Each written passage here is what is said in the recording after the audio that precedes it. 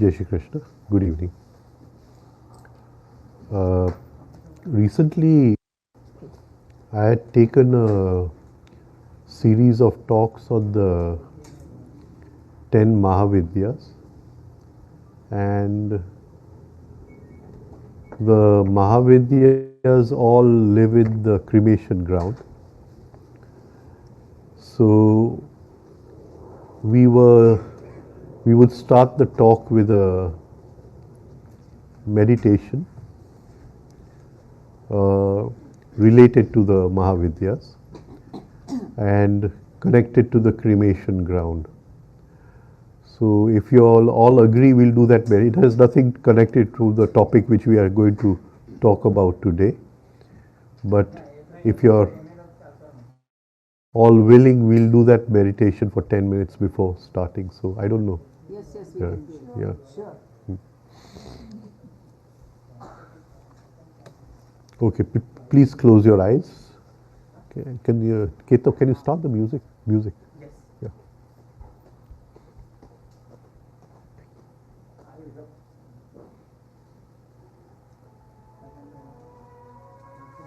Loud, full color. I need this. Bus. Oh, please breathe with the music. Close your eyes, breathe with the music. Now we are going to visualize the cremation ground, the smashan, and just visualize it and think of all the people who have ended their journey of life over here. And there are countless people. And when we think of all those people, we feel a certain tremor moving through our body. Feel that tremor moving through the body.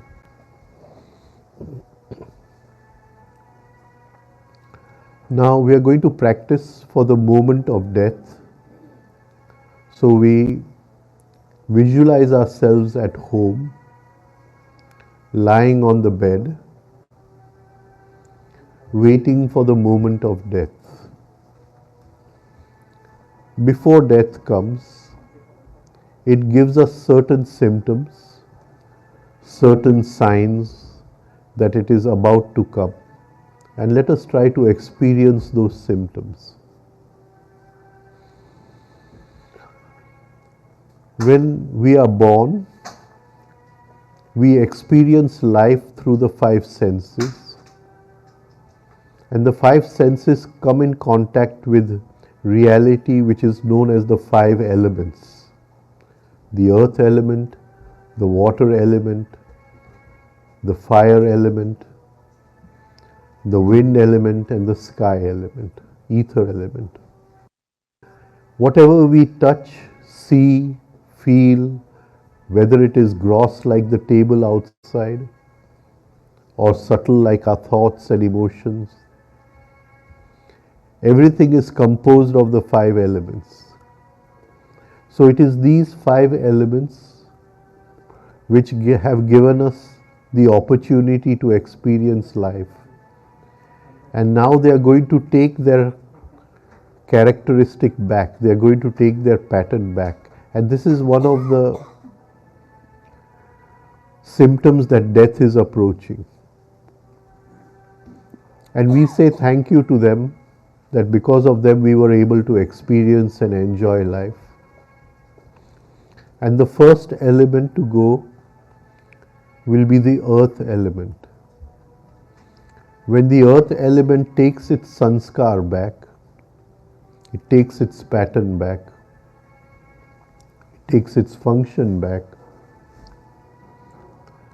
we will feel as if we've lost all support.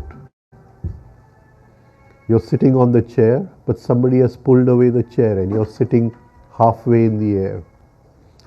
Similarly, you're lying on the bed and somebody has taken the bed away, and you will feel there is no bed, no support.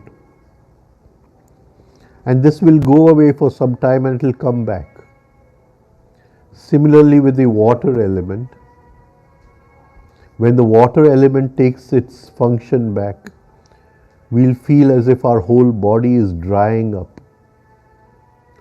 as if there's so much heat in the body now. And we'll ask someone that, please give me a little water to drink. Visualize yourself, all the juices of the body drying up. And with the water element going, the capacity to experience taste, the glands of taste, we can't taste anything for some time, that goes away. And then it comes back. Similarly, the fire element. And when the fire element goes, we are lying on the bed, and for some time we will feel as if we've been blinded, we can't see anything. It is the fire element which allows us to see. It has given us comfort throughout. So thank the fire element, and we don't feel upset when we see we are blind for some time. We know it's going to come back. And when the wind element goes, we won't be able to feel anything. We'll touch something, but there'll be no sensation. We'll lose all our sensations. So just visualize yourself, all sensations are lost. And when the sky element goes, we'll suddenly become deaf. The wind element gave us the freedom of movement, and the sky element gave us the space of the whole world to move in. And when the sky element goes, the ether goes, we suddenly lose the capacity to hear, we become deaf for some time. And these symptoms will come and go, and as the moment of death approaches, these symptoms will suddenly become all crunched together, will come together. In the final moments, just before death comes, we'll feel a deep pulling in the body. Visualize that all your energy from every small corner of the body is gathering together and coming below the backbone as a small dot, a small bindu beneath the backbone. The rest of the body is now totally lifeless. Everything has been pulled beneath the backbone.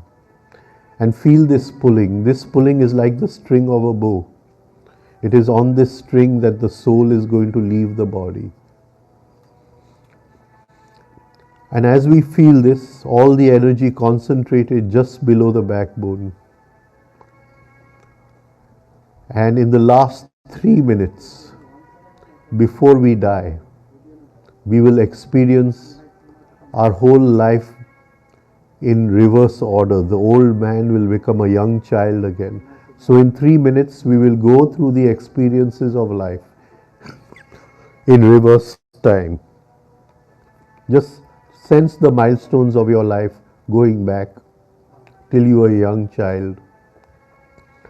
Decide what you want to change, where you want to change, where you made a mistake, what you want to change.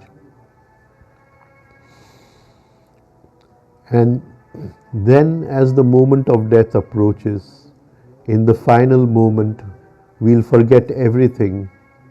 There'll be a blinding light, and in light we forget everything. And we'll forget even our own name. Supposing I see you and I can't remember your name. Similarly, you'll be trying to look for your own name, but you can't remember your name. The moment has come, and that is the moment where the soul, visualize the soul going, opening an aperture in the head and going out.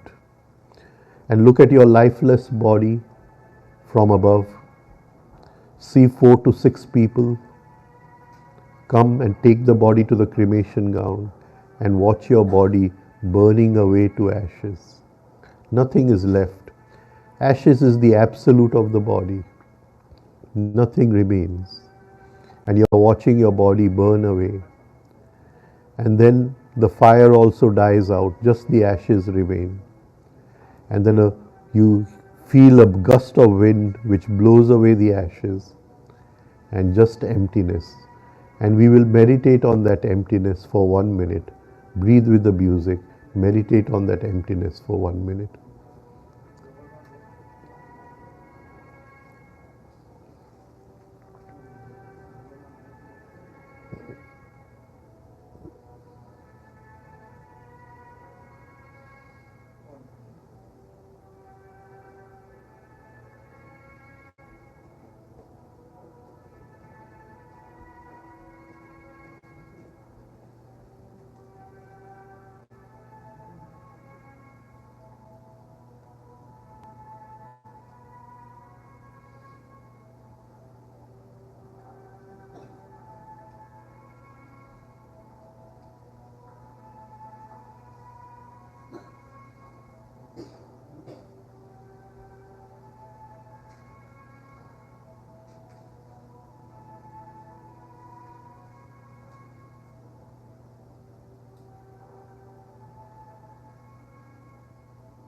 Slowly come back and slowly open your eyes.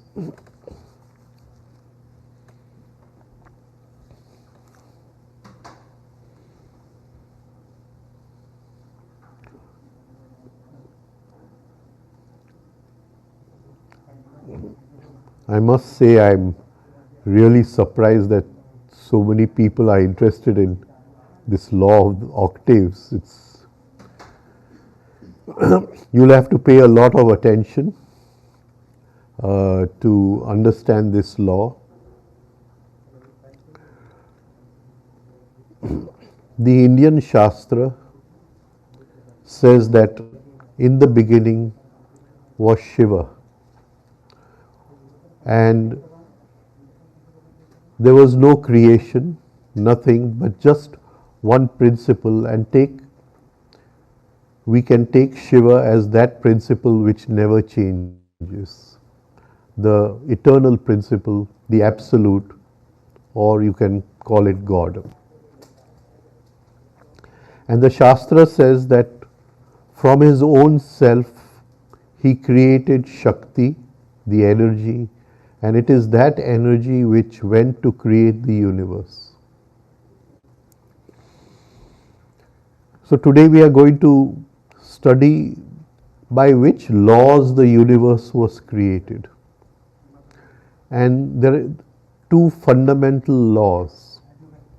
The first is the law of three, and the second is the law of seven, or the law of octaves.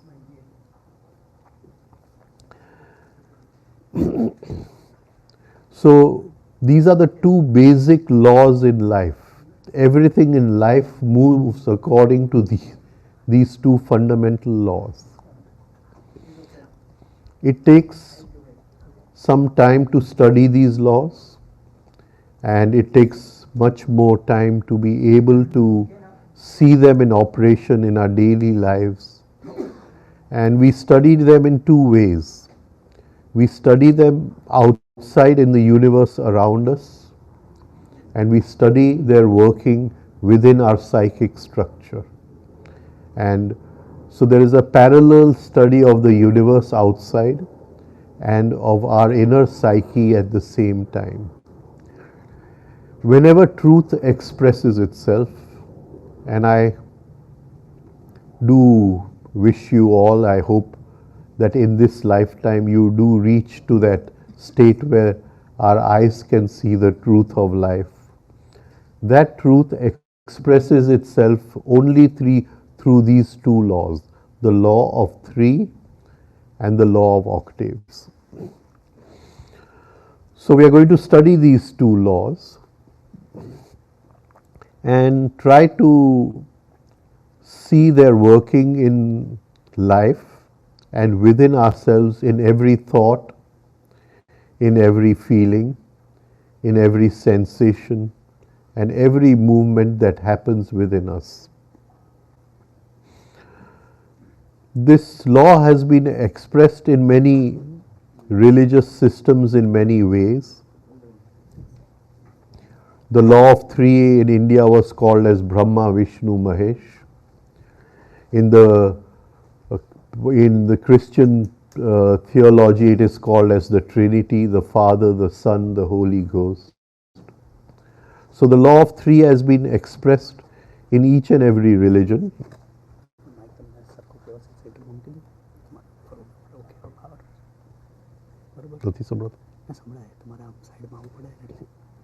नहीं मैंने आँख ऊपर से हाँ किस side में right या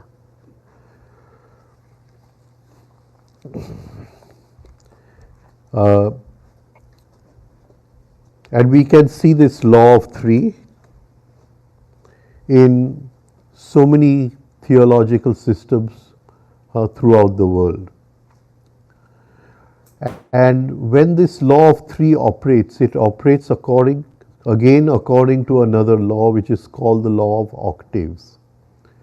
This word octave has come from the musical scale. So when we use the musical scale do, re, mi, fa, so, la, si, 7 notes, and then the next note is the next do of the next octave, so that 8 together is called as an octave. The word octave means 8. But what we have today in its present form has been given to us by Gurdjieff and mainly by his disciple Ospinski. So the form we have it in today has been written on by Ospinski, and that is what we are going to talk about. The word octave means 8. That is the basic meaning. And the law came out of the observation of the musical scales. Now, in our Indian Shastra,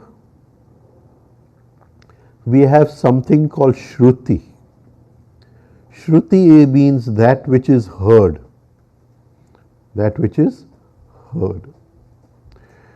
And all the Vedas, all the Upanishads are Shruti, that the Rishi, not with this ordinary ear, with some inner yogic ear, he was able to hear something and he wrote that down, and that is how the Vedas and the Upanishads were created. Similarly, 2500 years ago, Pythagoras, with a different ear, he heard the vibrations of the planets. He heard the music of the planets as they moved around the sun. And he noted this down, and that is what became the musical octave. Right? And it is in the West, we can say it was Pythagoras who first came about it. In the East, there was a rishi called Pingal, and Pingal was a great mathematician, and he heard this sound of the, what you call, spheres, as Pythagoras had heard it, and he wrote this down.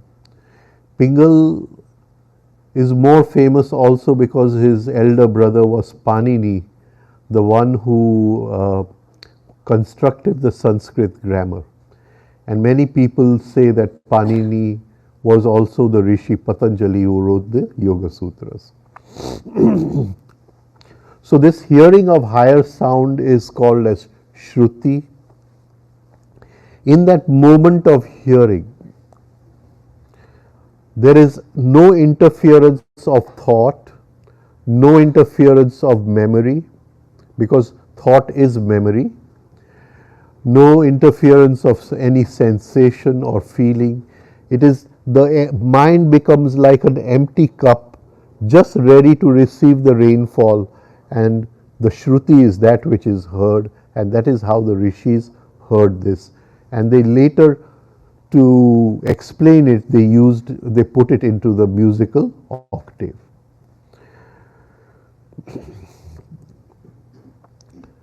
Now, this figure of 8 in the musical octave, which we will see, is that when from one do to another do, or from one sa to another sa, there is a doubling of frequency. Oh, we got it. Yeah.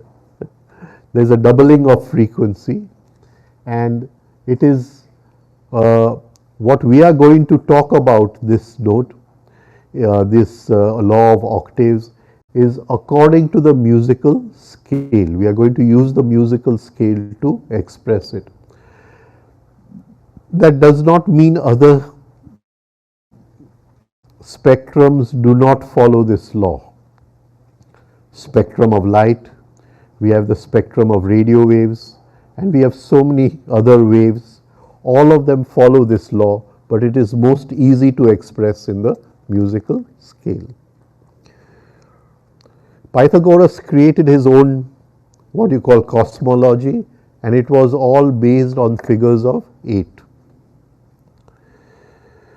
Maybe this was known in China, in ancient China.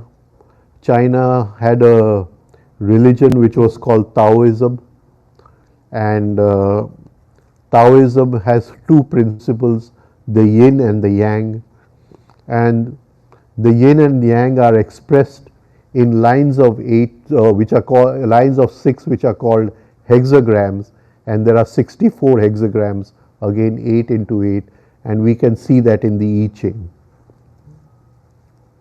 So the Taoist cosmology was of 6 lines called a hexagram, and they had 8 into 8, 64 hexagrams.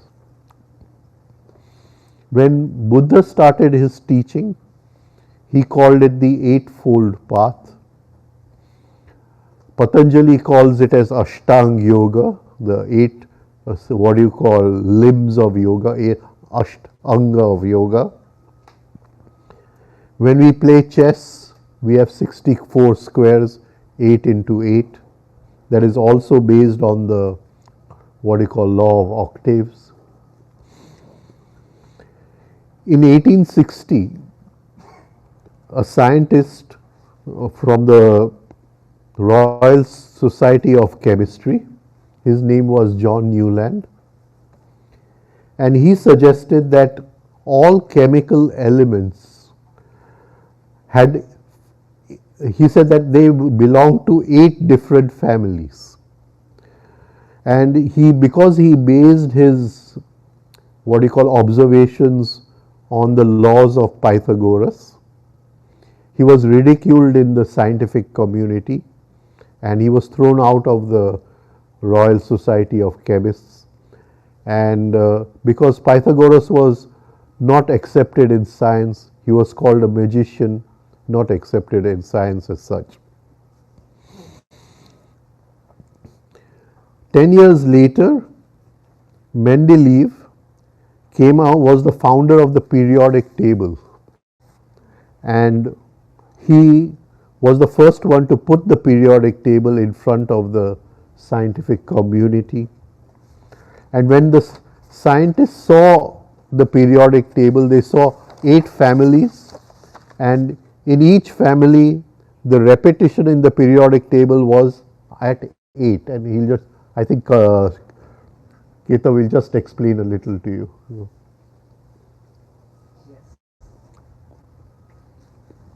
So in the periodic table, you typically, depending on how many electrons are there in the final shell, you classify it into 8 groups. So the first one electron is your hydrogen, lithium, sodium, 2 electrons, the calcium family. Then 3, 4, 5, 6, 7, and 8. So these are the 5. So these are the 8 families that are there in the periodic table. The other interesting thing to note is that, let's say if we pick one of these families, which is the halogens, chlorine, bromine, iodine, every subsequent horizontal line, there is almost a doubling of the atomic weight. So from 9 to 70, 17 to 35. And the reason it's an approximate doubling and not the exact doubling is because science just considers the physical and chemical properties of an object. There are also, according to Gurdjieff, cosmic properties, which is the role of this element in the cosmic design. And if that were to be considered, and if that were to be added in these weights, then it would be an exact doubling. So this also follows the law of octaves.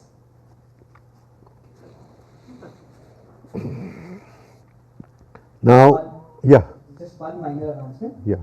If anyone's phone is connected to the Wi-Fi here, the BAVYP guest Wi-Fi, I just request you to disconnect it. We are having limited bandwidth and this live streaming is going on. If anyone's phone is connected to the guest Wi-Fi here, request you just disconnect it for the next 1 hour. So what about elements in the middle there? 21 through those elements? So these are those transition elements. So these elements are as you sort of go to lower, like, let's say heavier elements, there are some intermediate stages that come in. But most of the elements that we are concerned with or that we observe, right, or that we use are typically in these 8 families. Then when we Again, go to our Shastras, that is, we say Krishna was the eighth child. So again, we see the law of octaves there. Definitely, uh, Krishna's mother Devaki must have passed through an octave of suffering to be able to give birth to a child like Krishna. And when we see in the Mahabharata, we see Bhishma. Bhishma was also the eighth child. And when we compare Bhishma and Krishna, when Krishna was born, the jails opened, all the doors of the jail opened. And when we see Bhishma, his whole life, he was jailed in his pratigya, in his promise, right? So, I mean, there's a beautiful comparison. We can go into it some other time. It's a very deep comparison where we study Krishna and Bhishma side. But again there, and again when we go into Sankhya, they call it as Ashtada Prakruti, the five elements, Man, Buddhi and Ahankar. Man, Buddhi and Ahankar, the Ashtada Prakriti. They call it the eightfold Prakriti. Now this word Prakriti, pra means before, kruti means creation. That which was there before creation, right? And this state of before creation, my teacher used to call it a state of inky darkness, and it is a state in which there are three forces, but those three forces have not expressed themselves. So before we study the law of octaves, we will study the law of three forces. These three forces were in that infinite emptiness, but because they were in a state of rhythm and balance, no creation was possible. But it was the desire of the Absolute, the will of the Absolute to have creation. In our Shastra we call any Ichha Shakti, his desire energy to have creation. And so out of this state of rhythm and balance, one force appeared. Okay, I will create. And that force is called the active force. In Sankhya terminology, it is called as Rajas, the active force, Rajas. So out of that state of rhythm and balance, one force appeared, and we call it as the active force. And it says, I want to create the universe. I want to create the universe. But how does one create the universe? To create anything, you need material. You need something with which to create. When we were children, we played with the Lego. So we had the Lego bricks to create. Or we played with plasticine. So we had plasticine to create. So what is the basic material to create? So another force came out of that, which was the passive force. It told the active force that you want to create the universe. You use me as the material to create the universe. And that is called the passive force. In again Sankhya, in our Shastra, in that terminology, it is called as Tamagun. The active wants to create, but Tamagun wants to become the object of creation. It wants to become the material of creation. Now, where there is desire to create and where there is the material to create, there has to be a third force, and that is the force which balances the two. I want to build a house. It's the desire to create. I need to use cement concrete to build the house. That is the material to create.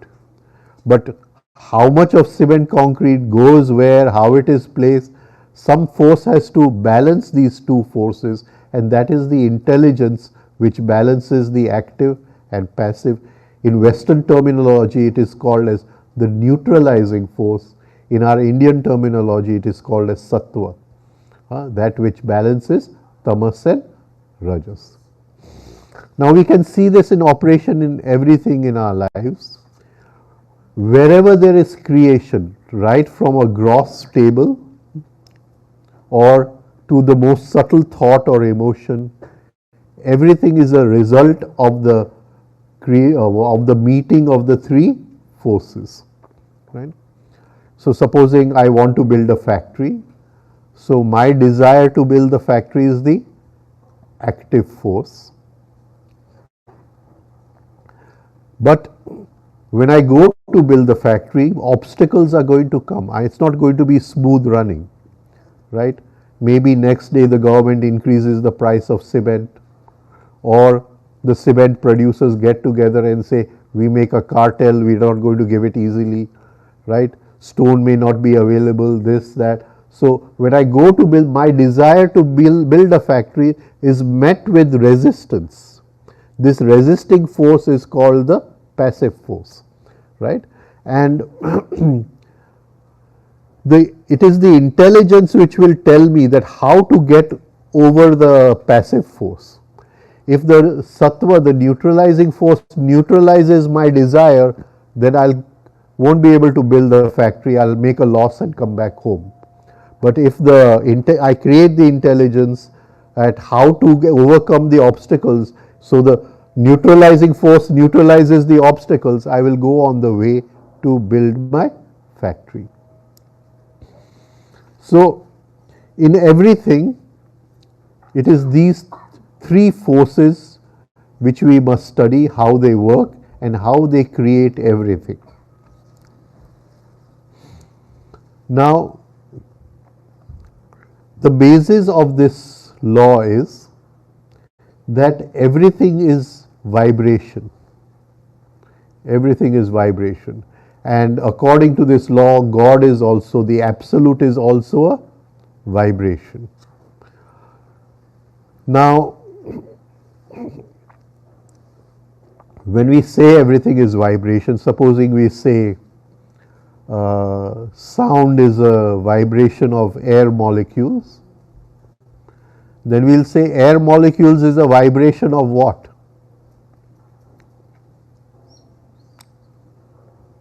Right? So the rishis said that which is vibrating, whether it is in a state, if we take it as Shiva, it is in a state of non-vibrating. If we take it as Shakti, it is in a state of vibrating. So that which was the absolute, which is that which vibrates, they called it as that, Tat. They called it as Tat, that. And that vibrating as sky, as the air, molecules of sky, they call it as Akash, Tatva. So Tatva is thatness as Akash. That molecule, that vibrating as the element of air which gives us the feeling of touch, thatness Tatva, Vayu Tatva, thatness vibrating as air. Can you see what I am trying to say? So thatness vibrating as fire, thatness vibrating as water, thatness vibrating as what do you call the earth element. So it is, everything was that, Tat. And then they came to in the Upanishads you have a word which is Tattvamasi. You are that, thou art that.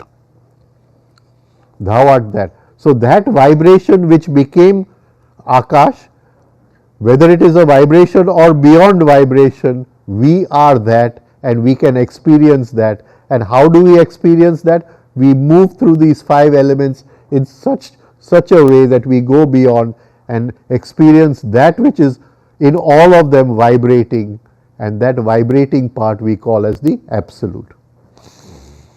Now, if we were to make a scale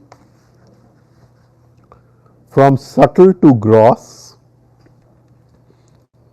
then the most subtle vibration would be the absolute or God, and from the absolute we would say that all worlds came, sun, all suns came, sun, and we would call this as a ray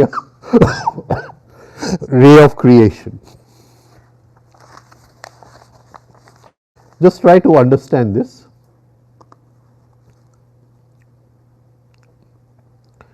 Each tattva, each element in our Shastra terminology has a subtle vibration which in the Shastra is called as tanmatra. Now, supposing I'm eating food, right? So the gross food is made of the 5 elements. There's a water part of the food, there's a physical part, the earth part of the food, there is air in the food, there is the sky element, because between the different atoms there is also sky element in the food. So what I'm eating is the 5 elements. Now if I can just stop my thinking and try to bring the energy of sensitivity into the food, then at one point the physical food will disappear.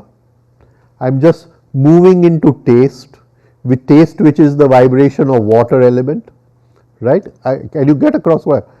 And at that time I move into taste, so I'm moving from the element, the gross element, to the subtle element, the tanmatra. I'm moving from gross vibration to subtle vibration. If I go into that subtle vibration and at one moment even food disappears, just the vibration of that taste remains, then beyond that vibration is that which is vibrating, and I may get a glimpse of that, I may get a sensitivity of that, and that is God. And this is the journey through which we reach God through the 5 elements. We can take another example. Supposing I'm listening to music. So music is the thatness of the sky element. It is the guna of the sky element. So it is the sky element which I am listening to. And at one point I dissolve into the music. So the physical form of the music which my ears are hearing, it goes away. And I go into the deeper sensitivity which is the tanmatra of the sky element, and I sort of merge with those vibrations. Then I have merged from the gross to the subtle, and maybe beyond that I touch that which is vibrating as the sky element, and if I get a glimpse of that, I get a glimpse of God. So this is a what you call, if we meditate on the 5 elements in this way, then we understand what is being explained over here, that there is something beyond which is the basis of all vibrations. The rishis called it as that, and that is that which is vibrating as thatness, which is the tattva, the 5 tattvas. So the original vibration is the absolute God, and that same vibration, as the frequency decreases, highest vibration, less subtle, most frequency decreases, at a certain level it becomes physical matter. But the vibration, it is the same vibration, right? It is just the frequency of the vibrations has, what you call, decreased. It has become more gross. And when it becomes gross, when it comes into that gross plane, the Shastra calls it as bhu. We are in the bhu universe, the cellular universe, the physical universe. So right from God to the most, what you call, dead stone, what we call a dead stone or a mineral or a rock, if we call that as nadir and we call that as absolute, everything is nothing but vibrations, different frequency of vibrations, and it is these vibrations which are come together to create the physical universe, and how they come together is the basis of the 3 forces, the law of the 3 forces.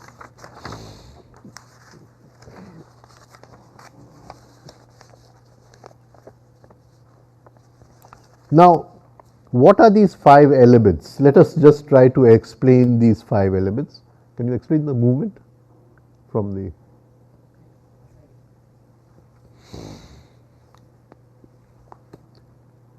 So our Shastra says that first there was Bindu. Bindu is just a dot. First there was Bindu. And that Bindu was the expression of the absolute, expression of Shiva, called Shakti. The Bindu stretched itself.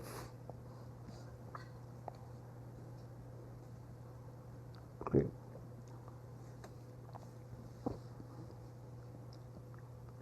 So when it stretched itself, it became the universe. The universe is nothing but the stretching of that bindu. In the stretching of that bindu, space was created for God to play in the universe. And this stretching created time at the same time. So space and time was born out of the stretching of the bindu. This universe, the physical, and when the rishis talk about it, it's not just the physical universe. They're talking about the physical, the molecular, the electronic. Bhu Bhuva Swaha. Now, the first energy created out of this bindu followed this bindu, that is the dot in between, the stretching, and it was called as Akash. And this is the symbol of Akash Tatva, a circle with a dot inside. The bindu has stretched to create space. Initially there was no space, and it stretched to create space. Now, this Akash is not an empty space, it is full of energy, and that is why it is also called as prana. It is also called as prana, the most subtle prana. Now, if we see in this stretching,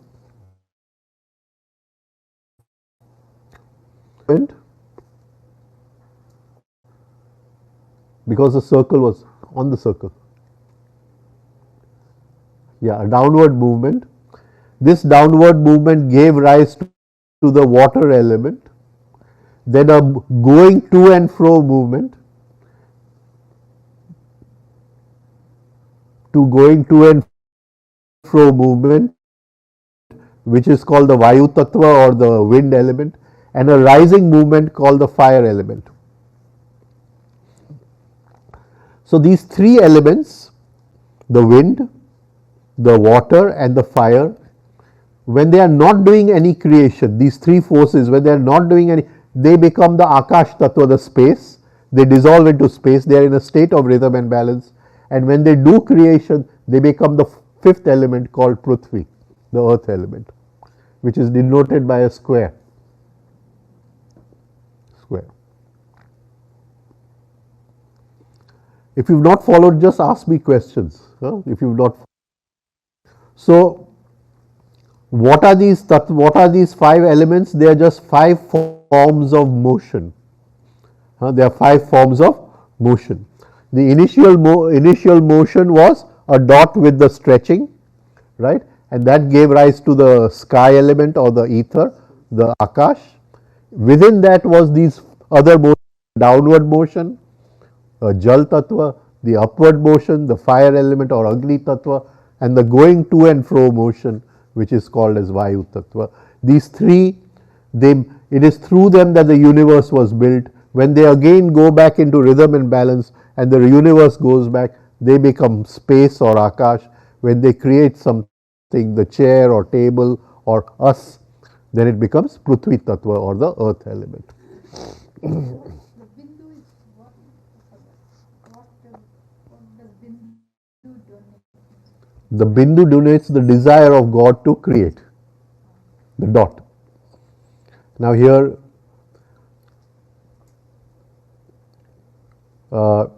when we studied geometry, what was a dot? In school, when we studied geometry, what was a dot? Huh? Something which has no, what do you call, length, breadth or thickness. Something which, right, has no, so then it is not occupying any space, right? It has no mass, no length, breadth, it has no weight. How does Euclid start his geometry? What is the first sentence which Euclid writes in his geometry? Suppose there is a point. You have to suppose there is a dot. So our whole thing is starting from, we suppose God had his desire, and that desire was a dot, a point, and then from that all this came. That is how we are going to study these laws. And that point was the highest vibration, or the point of no vibration, that which is vibrates. Right? Now is it clear? Yeah. So Then of course Euclid goes ahead, when the point moves it becomes a line, and when the line moves it becomes a plane, and the plane moves it becomes a three-dimensional object, and we see the world in three-dimensional space, right? Now, this process of creation, it has a basic map, and we are going to talk about that map. And if we want to go anywhere, if we want to go on a journey, we need a map of where we are going. Supposing we are going from Ahmedabad to Delhi, then we need a map. From Ahmedabad you go to Jaipur, from Jaipur you go to some other place and you reach Delhi. So you have the map. Similarly, from where we are, if we want to experience God, what is the inner map? And we're going to talk about that map in the next few days, how to experience that map. One question. Yeah. So you said the point and the five elements and stuff, but there's also you talked about the Ichha Shakti, the intention to create. Is that outside the realm of these the five tattvas Yeah. you're talking about? Okay, so you've been to a Shiva temple? What is the types of Shiva lings? Which is the most famous type?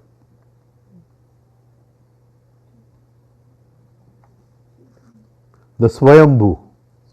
The Swayambhu ling. Be means to be, and to be within your own being. So the Hindu Shastra says that within Paramatma, within the Absolute, there are three, what do you call, whether you call it energies or vibration, what you want to call it. His desire energy, Ichha Shakti, his knowledge energy, Gyan Shakti, and his moving energy, Kriya Shakti. Now, where that came from is a wrong question. Yeah, because that is a question of the logical mind, and the logical mind is an idiot. It cannot experience that, right? So this is as far as we can go. So it is his desire which manifested as Shakti or a Bindu. But that Bindu was Shiva and Shakti, and we have a whole series of where Shiva and Shakti separated. But I don't want to go into that. It will be very, what you call, complicated. So there are different stages of Kala, Sadashiv, different stages where they break up. It's very interesting, but it's not a part of our, what you call, talk here. And then Shakti creates the universe. What is Shakti? She is three forces, right? When three forces are in balance, it becomes Akash Tattva. When three forces make any creation, it becomes Prithvi Tattva. The three forces, they are the water element, the fire element, and the what you call wind element. Now is it clear? In balance, it becomes Akasha Tattva. But don't they have to be in balance also to create? No, all creation is imbalance. Oh, All creation is imbalance. The minute it is balance, it goes back into pralay. Now we call these as three forces, and we must understand the difference between energy and force. Would you like to explain? Huh? Yes. So if we look at physics, there's three distinct terms that we have. There is energy, there is force, and then there is work. Now, energy means energy that is just flowing around, right? So let's say there is air that is there here. Air has a lot of atoms and molecules that are moving around, right? There's a lot of energy in this air. But this energy is not pushing me around, right, or pulling me around. Why? Because this energy is scattered in all different directions. Everything is moving in different directions. So there is energy, but there is no net force in this energy. But if I am able to, let's say, suck that air in a certain direction, right, and then it becomes wind, right, and then it has a certain direction. So when energy has a certain direction, it becomes force. Now, if there is force, does it mean that I am able to do work? Because I need a force that is strong enough to be able to cause a certain displacement or movement. So for example, right now I'm trying to move, but I'm not because there's friction. But if I'm able to give more force, then I move forward, right? This means that I'm able to do work because there is movement. So there is energy, but energy directed in a certain direction, a useful energy that becomes force. And when force causes some displacement, some change, that becomes work. Right. So, and this is very beautiful because in Indian terminology we use the word sadhana, not the actress sadhana, right? We use the word sadhana, that is when we do our, but Gurdjieff calls it as inner work, right? So I may have energy, but I'm pushing this and it is not moving, then even though energy is trying to create force, there is no work done because this is not moving. So when we want to transform inside, we have to create force out of that energy, and that force which we create has to do some work inside.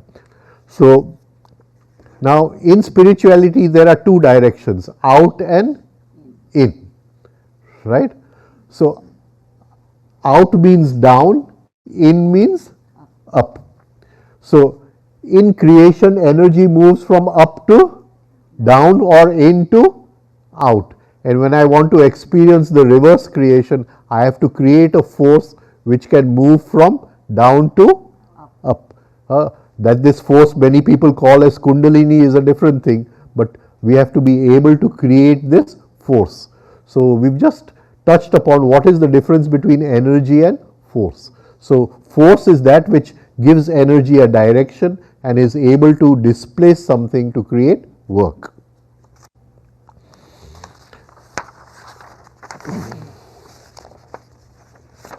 Now, how do we lose force in life? How do we lose force in life?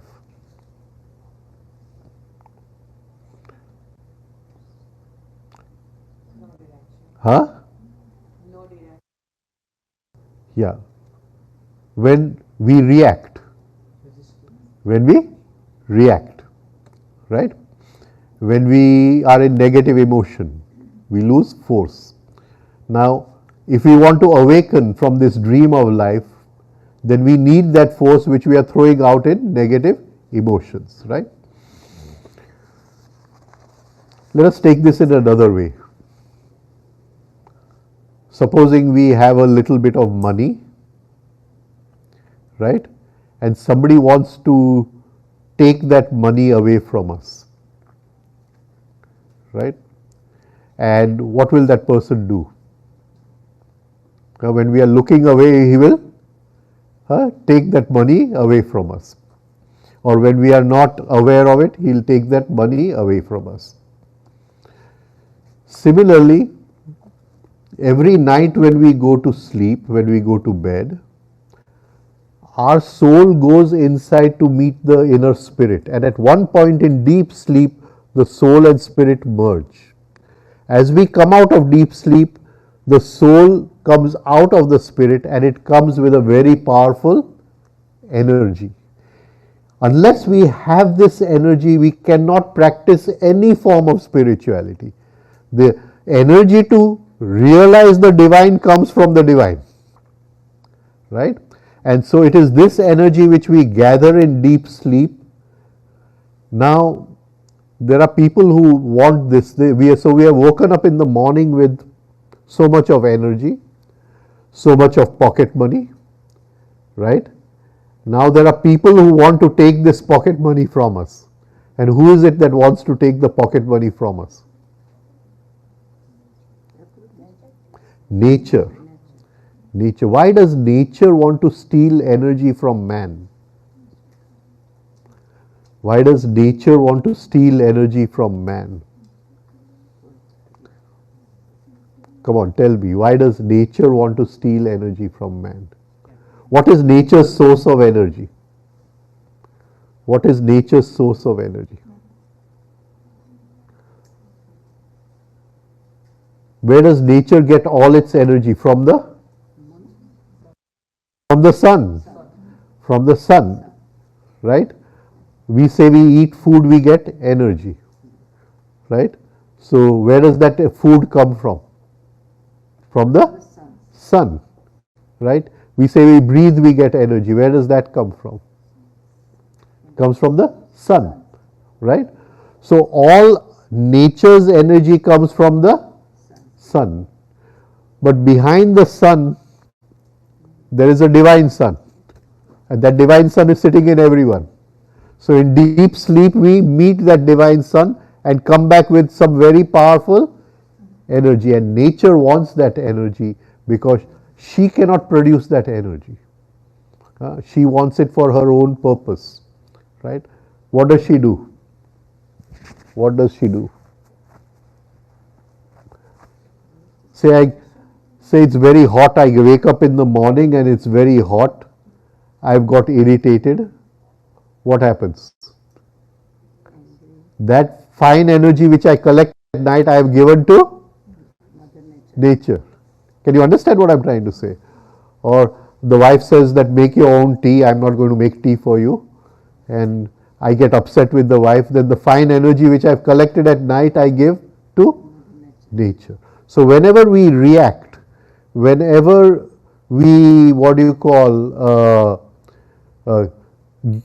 indulge in any form of negativity, we are giving that fine energy which we have collected, which is ours. We have to use it for our purpose. We are giving it back to nature. Nature uses it for her purpose. She has got an energy which has not come from the sun. Which has not come from the sun. It has come from some higher source than the sun of the sun. Yeah. So this losing of energy by this negativity, does it relate to the karma as well? Because they say that don't waste your karma or increase your karma by showing this negativity or reacting. What is karma? Action or a reaction to any kind of action. Okay. I'll try to explain it very simply, in a very simple way. We won't go into the philosophy of karma. It's too, you and I both will add well, right? Okay. So, but if you understand it, you've understood the philosophy totally. You don't have to understand that. Supposing I lose this energy, which I've gathered in the night in deep sleep, by getting angry. By getting angry. Right? Why have I got angry? What is the cause of my anger?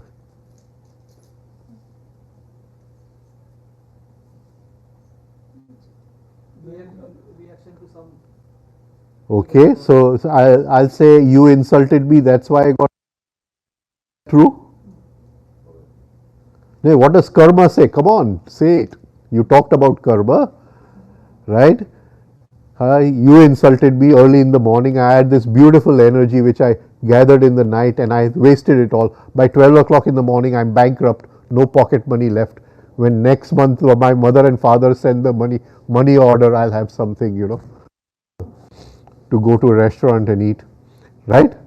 Okay. Why did I get, what is the cause of anger? Tell me, what is the cause of, anyone can answer. Disagreement with something. Okay. Let's talk about something else and come back to anger. Supposing there's a potter, one who makes clay pots, right? What does he use to make his pots? Clay. Huh? The clay. Yeah, but we'll just take, we'll just take clay just. If there is no clay, can he make a pot? Cannot make a pot. Right?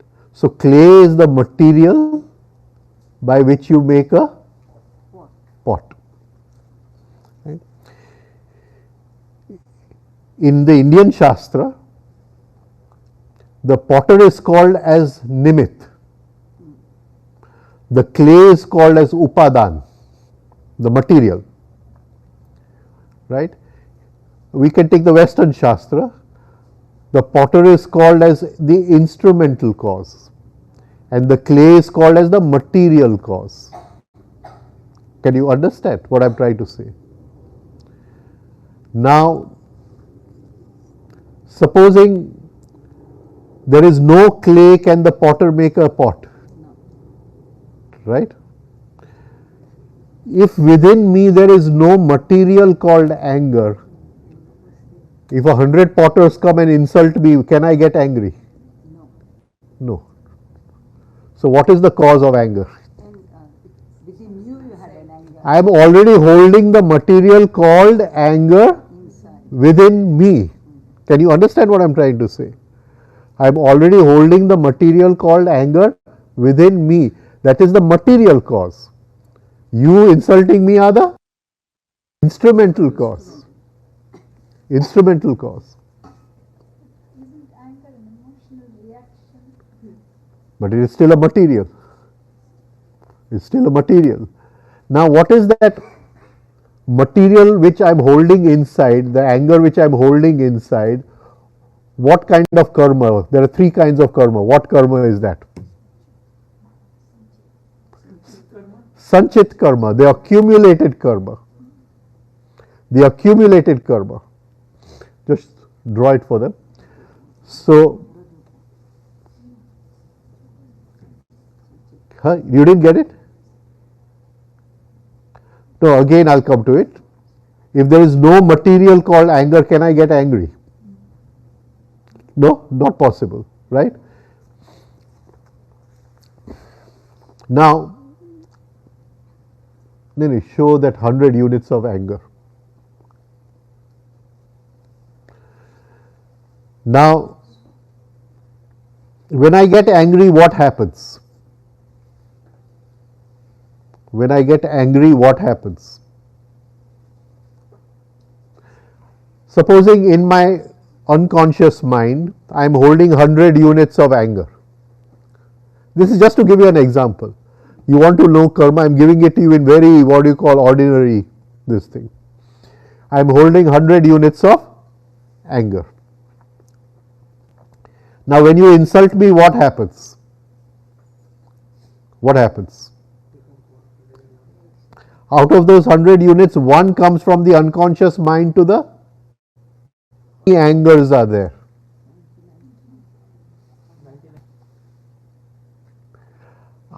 See, one came out and one I created. One I created by getting angry on you. Right? So now, how many go back?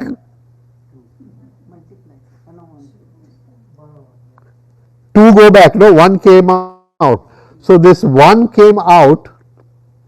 One came out. What do we call it in karma? That 100 which was lying there, we call it as Sanchit karma. One came out, it is called as Kriyaman, the active karma. The active karma. Right? But one created one friend, Prarabdha karma, and that goes back to meet the Sanchit karma. Can you understand now the law of karma? This is a simple law of karma. For anger, you can substitute what you want. It never gets destroyed. Huh? The anger element never gets destroyed. It will get destroyed. It will transform into something higher. Now, let's go a little deeper into this. Up till now, you understood? Yes. What is karma? Right. Okay. Now, why did you insult me? Why did you insult me? You're talking of karma, so now, why did you insult me? Come on, come on. I invited you. Is it that this 100 units of anger, they wanted to become 101? So they wanted a situation where they, what do you call, I become angry so they can create one more anger. So did they send you an invitation letter to insult me? Can you see what is karma? Is this 100 units of anger having an effect on all the events of my life? Can you get it? Right? That is karma. I think the events are coming to meet me, they are all new events. No new events are coming to meet me. And I'm holding so much of stuff inside that is sending the invitation letter. Can you get it? And that is why I say it is the karma being executed. Now let's go back to this. 1 unit of anger comes out, right? And instead of I getting angry, I say I don't want to get angry. I want to look at it from far away, as if I'm looking at this chair. I want to look at the anger inside of me, which is called self-observation, right? Self-observation. And when you go into karma, they have different laws. They call it jati, ayu, bhoga, right? I won't go into that. But say anger has a ayu, a life. It has a lifespan. Say the lifespan is, say, 2 minutes. Say the lifespan is 2 minutes. So this 1 unit of anger has come out. It has a lifespan of 2 minutes, and if I can separate from it as 2 minutes, which in yoga is called as dharana, dhyana, samadhi, I separate from it for 2 minutes, it does not remain anger. It transforms into a force which I can use for my spirituality, for my journey, inner journey. It transforms into something higher just by my looking at it, because anger is darkness and my observing is light.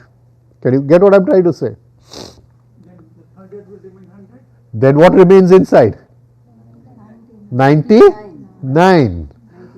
Will that change the events of my life? Has my karma changed? Because now 100 is not inviting. Who is inviting? 99. 99. You get what I'm trying to say? What? Let me continue everything you say. Now I have one other follow-up question. Yeah. So there are some short-tempered people and there are some normal people. So does that mean that short-tempered people has 1,000 anger, or they have 100, but the tendency to transfer one is very quick than No. normal other people? No, they have 1,000. They have 1,000. Right? Sadhana is nothing. Inner journey is nothing but being free of this 100 units. And this is a small example. I've taken anger. Like that, we have so many things. I've just taken a small anger. Can you see? I come to your home and I may see your TV, and suddenly I want a TV like this. Can you see that feeling of jealousy comes? So it doesn't have to be anger. The jati could be anything. What I'm trying to say, it could be of any jat. Can you get what I'm trying to say? But what I'm just giving you a simple example to make you understand that here 1 unit of anger, I reacted, and I paused the reaction. I stopped the reaction. I'm looking at that anger. I don't want to be angry. I'm not going to allow it to. So it will transform. So now how many remain inside? 99. If it had created a new friend by my getting angry, then it would have been 101. Now I would be more short-tempered. You understand what I'm trying to say? Because now the pattern of anger has become even deeper. But I destroyed one. Will it change my whole life? That moksha from one pattern of anger, that freedom from one pattern of anger, will it change my whole life? Just draw the line.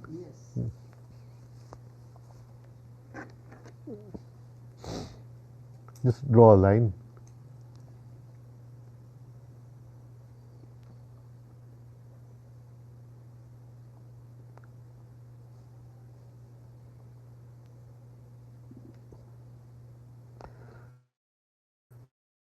Now, supposing I take this as my line of linear time from birth to death. There are other times which we are going to go into in this. There is also a vertical time, different time, but just now I am just taking this from birth to death. And put those X's as different events in my life. Now, these are different events. Life is nothing but different events coming to meet me. Try to understand the essence of the event. Don't try to take the form of the event. Right? Now, if I am holding a lot of suffering inside, the essence of the event is suffering. You may say that yesterday I was poor, today I have more money. So where is the suffering in my life? But that more money is only going to bring me suffering because suffering has invited it. Can you understand what I am trying to say? Right? We say, "Arey, he has earned so much of money, that is good karma he must have done." Money has nothing to do with karma. Whether money brings happiness or whether money brings suffering has to do with karma. You understand what I am trying to say? Right?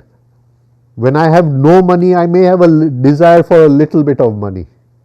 But when I have so much of money, I may have a desire for so much of money. So the karma has put me into more suffering. The money has put me into more suffering. Can you get what I am saying? So don't take the events of life in their physical form, but take them as in their essence. Now, these are the events of life which are going to come to meet me. Whom are these events of life coming to meet? Whom are these events of life coming to meet?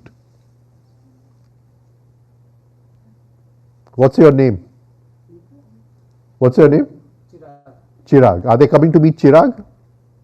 They don't know your name. How are they coming to meet you? They can't come to meet you. So, whom are those events of life coming to meet? My experience. Those 100 angers. Those 100 angers. Can you get what I'm saying? Now, this is my linear time, birth to death. Supposing at this point there is an accident in my life. An accident. Whom is that accident coming to meet? 100 angers. But here I have observed one anger. How many are there now? 99. Does my line of time change? Does my line of time change? Will I now invite that accident, or will that accident go from below and I will go from above?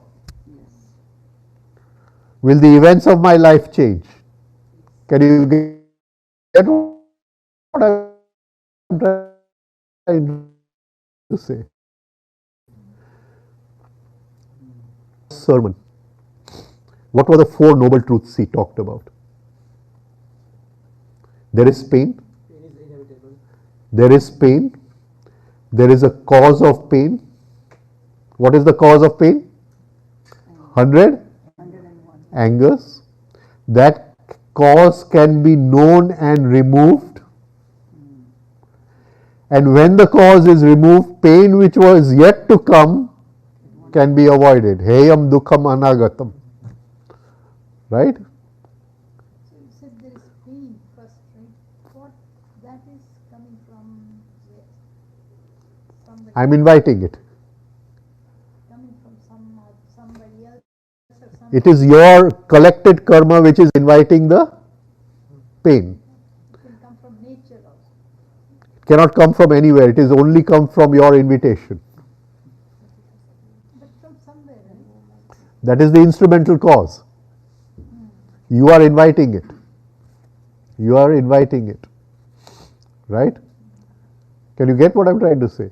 Now, if you change that, supposing I am holding a lot of pain inside and I go to a homeopathic doctor, he'll say, you better get rid of the pain, otherwise you will get blood pressure tomorrow. Right? So, in homeopathy, they they give you a medicine to get rid of your anger. Right? So, you avoid blood pressure medicine. Right? Okay. So, the material called pain is lying within me. That material called pain is trying to increase its members of its political party. right? All the political parties want more members. How does it do it? By bringing an event in life where I feel pain and I suffer the pain. Now if that event comes in life and I say I don't want to suffer, it is in my hands, હું દુઃખી થવા નથી માંગતો, then that pain can't do anything to me. Then that pain which was lying inside has now reduced in momentum. Can you understand what I'm trying to say? Right? I have freed myself from the law of karma.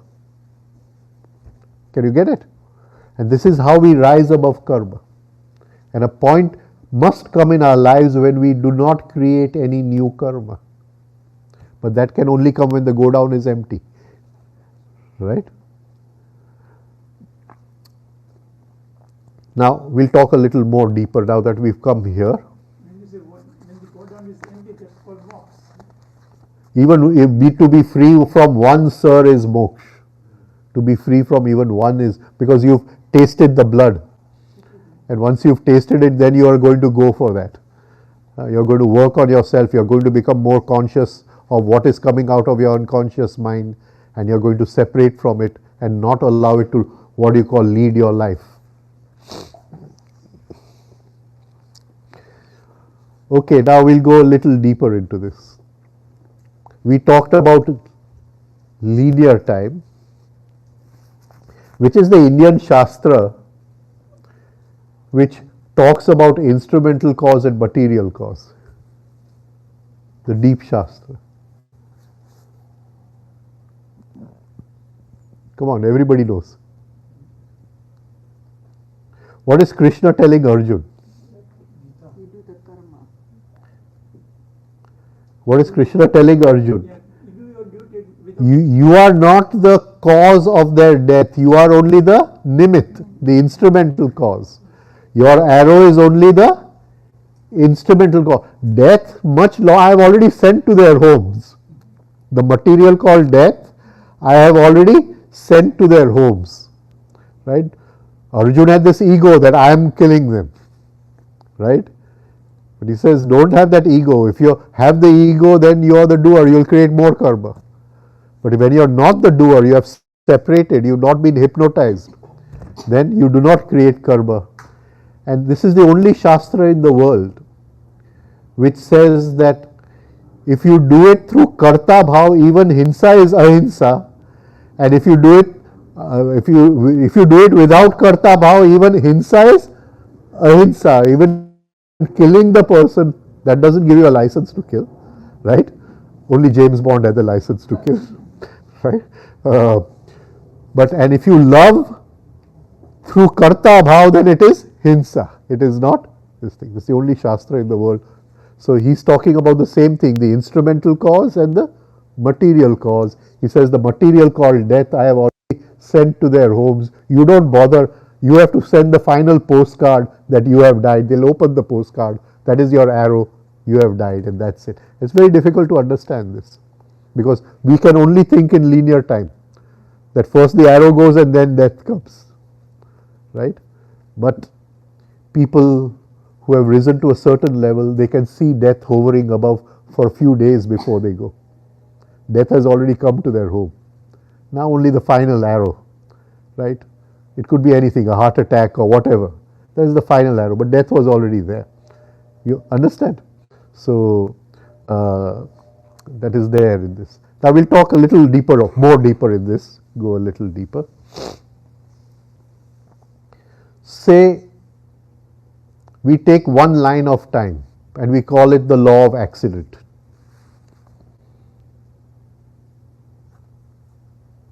You have to rub this out, huh?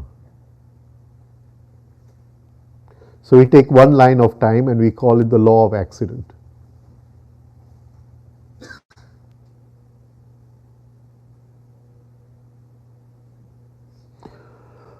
Are we under this law? Why are we under this law? Why are we under this law? See, one anger came out of the unconscious mind and I became angry. Right? I was automatically seduced by that anger. I was automatically enticed by that anger. It pulled me, hypnotized me, and I became angry. Is it an accident or not an accident? It is an accident.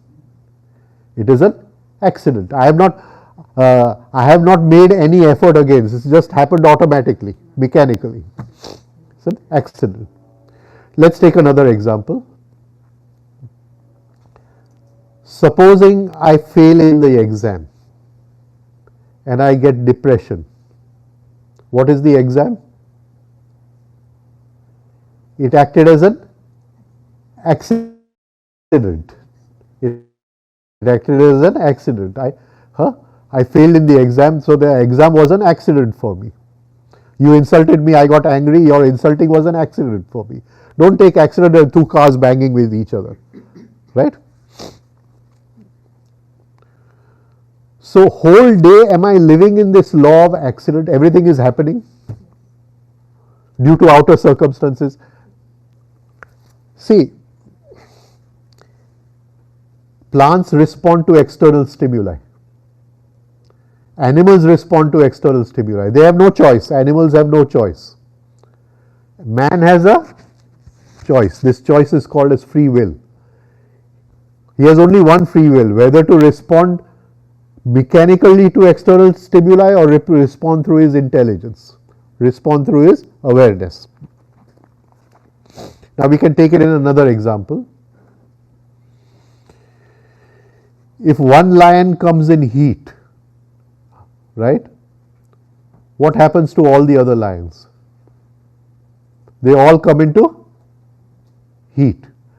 They don't have a choice. Lion does not have a choice. Right?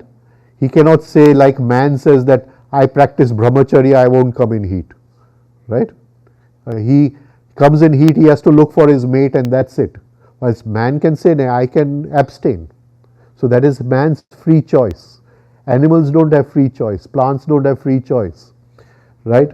So if you see a field of sunflowers and the sun rises, all the sunflowers have to look at the sun. One cannot say, today I don't want to go to office, my holiday. Right? Can you see? Now, this free will of man is what allows him to rise on the spiritual path.